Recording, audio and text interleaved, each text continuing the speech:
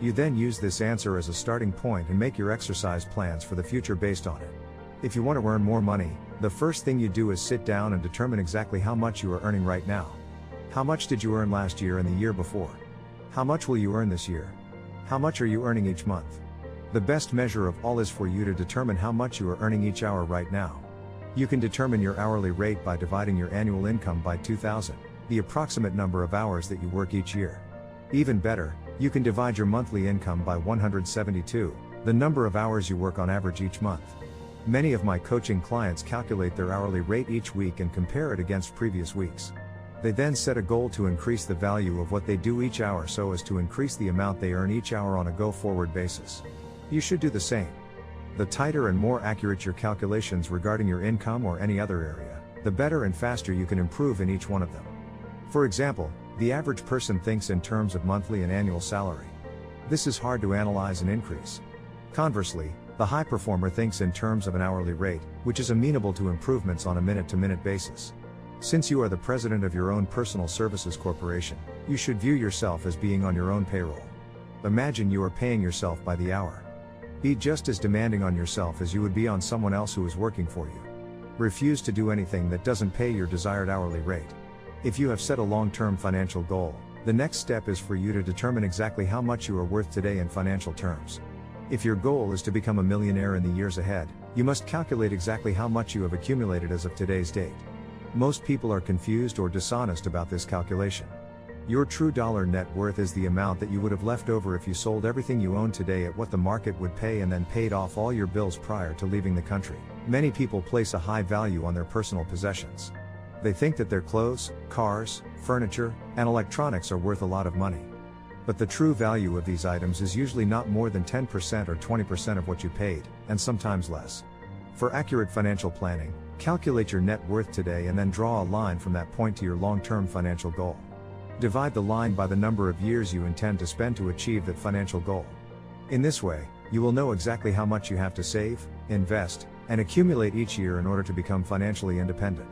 Is your goal realistic based on where you are today and the time that you have allocated to get to where you want to go? If your goal is not realistic, force yourself to be completely honest and revise both your calculations and your projections. When you begin to plan your long-term future, one of the most valuable exercises you can engage in is called zero-based thinking. In zero-based thinking, you ask this question: knowing what I now know is there anything that I am doing today that I wouldn't start up again today if I had to do it over, knowing what I now know? No matter who you are or what you are doing, there are certain things in your life that, knowing what you now know, you wouldn't get into again today if you had them to do over. It is difficult, if not impossible, for you to make progress in your life if you allow yourself to be held back by decisions you have made in the past. If there is something in your life that you wouldn't get into again today, your next question is, how do I get out and how fast? Apply zero-based thinking to the people in your life, both business and personal. Is there any relationship in your life that, knowing what you now know, you wouldn't get into? Is there any person that you have hired, assigned, or promoted that, knowing what you now know, you wouldn't hire back again today? Is there any person that you are working with or for that, knowing what you now know, you wouldn't get involved with again today? Be perfectly honest with yourself when you ask and answer these questions. Examine every aspect of your work life and career. Is there any job that you have taken on that, knowing what you now know, you wouldn't get into? Is there any part of your business or work that, knowing what you now know, you wouldn't start up again? Is there any activity, process, product, service, or expenditure in your business that, knowing what you now know, you wouldn't embark upon again today if you had to do it over? After people and work considerations, look at your investments. Is there any investment of time, money, or emotion that, knowing what you now know, you wouldn't get into again today if you had to do it over? If the answer is no, how do you get out and how fast? I have a good friend who was a golfer in high school and university. As a bachelor, he played golf several times a week. He organized his entire life around golf, even flying south in the winter to golf courses that had no snow on them. Over time, he started and built a business, got married, and had children, but he was still locked into the idea of playing golf several times a week. Eventually, the enormous time commitment of playing golf began to affect his business, his married life, and his relationship with his children. When the stress became too great, he sat down and zero-based his activities. He realized that, knowing what he now knew in his current situation, golf would have to be cut back dramatically if he was going to achieve other things in his life that were now more important. By reducing his golfing time, he got his whole life back into balance in just a few weeks. How might this principle apply to you? What time-consuming activities should you reduce or eliminate? Fully 70% of the decisions that you make will turn out to be wrong in the fullness of time. When you made the decision or commitment, it was probably a good idea based on the circumstances of the moment. But now the situation may have changed, and it is time to zero-base it based on the way things are today. You can usually tell if you are in a zero-based thinking situation because of the stress that it causes. Whenever you are involved in something that, knowing what you now know, you wouldn't get into, you experience ongoing stress, aggravation, irritation, and anger. Sometimes people spend an enormous amount of time trying to make a business or personal relationship succeed. But if you zero-base this relationship, the correct solution is often to get out of the relationship altogether. The only real question is whether or not you have the courage to admit that you were wrong and take the necessary steps to correct the situation. If you want to earn a certain amount of money, ask yourself, why am I not earning this amount of money already? What is holding you back? What is the major reason that you are not already earning what you want to earn? Again, you must be perfectly honest with yourself. Look around you and identify people who are earning the kind of money that you want to earn. What are they doing differently from you? What special skills and abilities have they developed that you have not yet developed? What skills and abilities do you need to acquire if you want to earn the same kind of money they are earning? If you are not sure, go and ask them. Find out. This is too important for guesswork or chance. Do a skills inventory on yourself. First, identify the key result areas of your work. These are the tasks that you absolutely, positively have to fulfill in an excellent fashion in order to do your job well. What are they?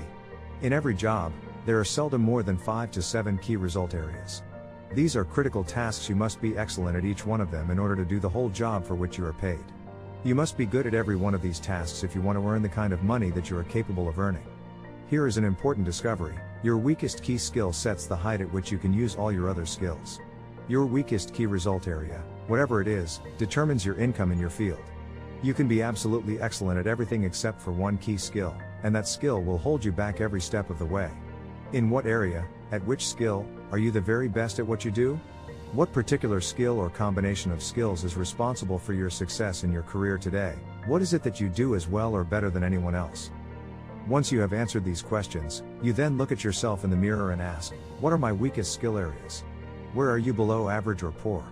What is it that you do poorly that interferes with your ability to use your other skills? What is it that you do poorly that other people do better than you? Especially, what key skills do you lack that are essential for your success? Whatever they are, you need to identify them accurately and honestly and then make a plan to improve in each area. We will discuss these in depth in a later chapter. When you embark on the achievement of any great goal, you should imagine that at any time you could start your career over again. Never allow yourself to feel locked in or trapped by a particular decision from the past. Keep focused on the future. Many people today are walking away from their educations, their businesses, their industries, and their years of experience to get into something completely new and different. They are honest enough to recognize that there is a limited future in the direction they are going, and they are determined to get into something where the future possibilities are far greater. You must do the same. In doing a baseline assessment of yourself and your life, you must face the facts, whatever they are. As Harold Janine of ITT once said, facts don't lie. Seek out the real facts, not the obvious facts, the apparent facts, the hoped for facts, or the wished for facts. The true facts are what you need to make good decisions. Take a hard look at your current company and industry. Take a hard look at your current job situation. Take a hard look at your market relative to your competitors. In reinventing yourself, stand back and think about starting your career over again today, knowing what you now know. Imagine that your job in your industry disappeared overnight. Imagine that you had to make brand new career choices. If you were starting over again today with your special combination of talents and skills, what would you choose to do that is different from what you are doing now? Your most valuable financial asset is your earning ability. It is your ability to apply your talents and skills in the marketplace to earn money. In reality, you could lose your home, your car, your bank account, and your furniture and be left with nothing but the clothes on your back. But as long as your earning ability was intact, you could walk across the street and begin generating a good living almost immediately. Your earning ability is extremely precious to you, and your earning ability can be either an appreciating asset or a depreciating asset. Your earning ability can grow in value if you continue to invest in it and develop it. It can decline in value if you begin to take it for granted and start to coast on the basis of what you have done in the past.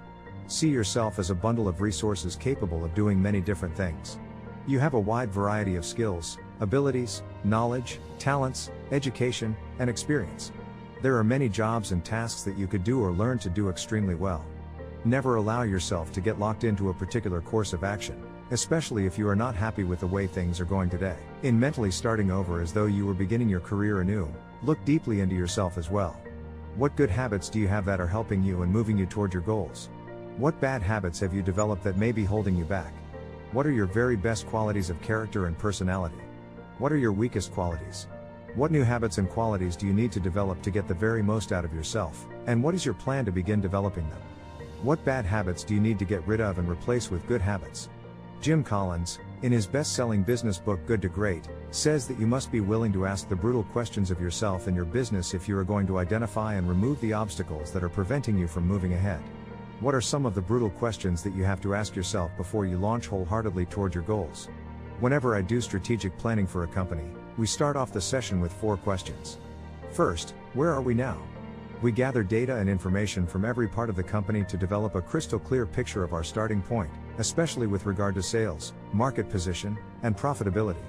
Second, we ask, where would we ideally like to be in the future? We idealize and practice future orientation. We imagine that we can make the company into anything we like in the years ahead and create a perfect vision of what the company would look like if we were successful in every respect. The third question we ask is, how did we get to where we are today? What did we do right? What would we do differently? What have been our biggest successes so far, and why did they occur? What have we failed at, and what were the reasons for it? As George Santayana wrote, those who do not learn from history are doomed to repeat it. The fourth question we ask and answer is always, what do we do now to get from where we are to where we want to go? Based on our experience, what should we be doing more of or less of? What should we start doing that we are not doing today?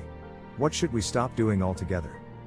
The good news is that if we have answered the first 3 questions accurately, the strategic plan or blueprint comes together more easily than if we were trying to plan without being clear about where we were or how we got there. There is an old saying, well begun is half done. Doctors say accurate